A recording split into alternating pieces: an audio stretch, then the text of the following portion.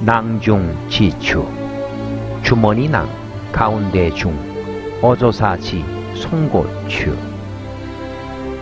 주머니 속의 송곳은 끝이 뾰족해 밖으로 드러난다는 말로 뛰어난 사람은 어디를 가든 돋보인다는 뜻이다.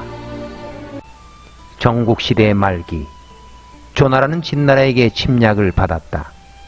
공격이 워낙 거세 조나라는 망할 위기에 처했다.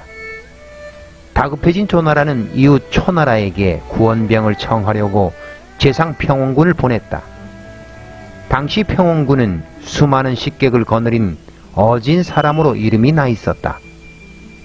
그는 초나라로 떠나기 전에 식객들 가운데 문무를 갖춘 20명을 골라서 함께 가기로 했다. 그런데 19명을 뽑은 뒤에는 더 이상 고를 만한 사람이 없었다. 그때 모수라는 사람이 앞으로 나와 말했다. 저를 함께 데려가면 도움이 될 것입니다. 평원군은 얼굴조차 처음 보는 듯 그가 낯설었다. 그대는 내 집에 온 지 몇 해가 되었소? 3년쯤입니다. 무릇 현명한 선비가 세상에 있으면 송곳이 주머니에 있는 듯해서 그 끝이 밖으로 나타나기 마련이요. 그대는 내 집에서 3년이나 있었다고 하지만 난 한 번도 이렇다 할 얘기를 듣지 못했소. 이는 그대가 남다른 재주를 갖고 있지 않다는 뜻이니 여기 그냥 남아 계시오. 평원군이 고개를 가로젓자 모수가 말했다. 맞습니다.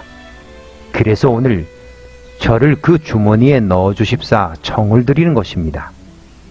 저를 더 일찍 주머니에 넣어주셨더라면 송곳이 주머니를 뚫고 나와서 그 끝뿐 아니라 자루까지 드러났을 것입니다.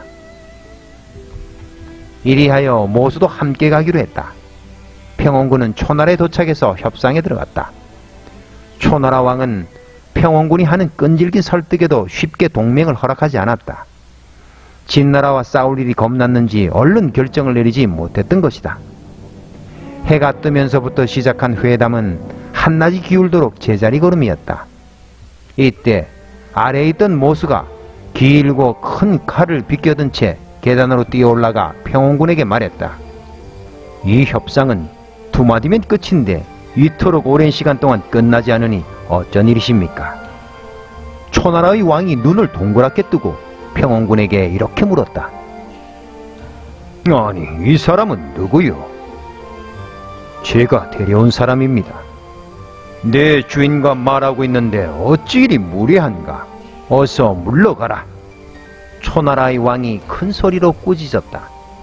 그러자 모수가 손으로 칼을 만지작거리며 말했다. 왕께서 저를 꾸짖으심은 초나라 군사가 많은 것을 믿기 때문입니다. 지금 군사들은 멀리 있고 왕과 제 거리는 10걸음 안쪽이니 왕의 목숨은 제 손에 달려 있습니다. 제 얘기를 한번 들어보십시오. 지난날 초나라는 진나라와 두세 번 싸웠지만 그때마다 진 탓에 진나라를 두려워해서 우리와 동맹을 꺼리고 있습니다. 하지만 초나라는 땅이 넓고 군사가 강해서 우리와 힘을 합한다면 얼마든지 진나라에 복수할 수가 있습니다. 따라서 동맹은 우리뿐만 아니라 초나라에게도 좋은 일일 것입니다. 초나라의 왕은 모수의 설득에 군사를 보냈다. 이리하여 조나라는 위기에서 벗어날 수 있었다.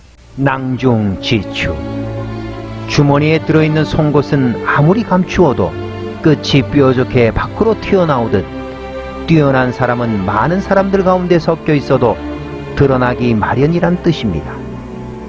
하지만 낭중지추와 같은 인물은 저절로 만들어지지 않습니다. 평소 자기 실력을 꾸준히 갈고 닦고 있어야 기회가 왔을 때 그 모습을 드러낼 수 있을 것입니다.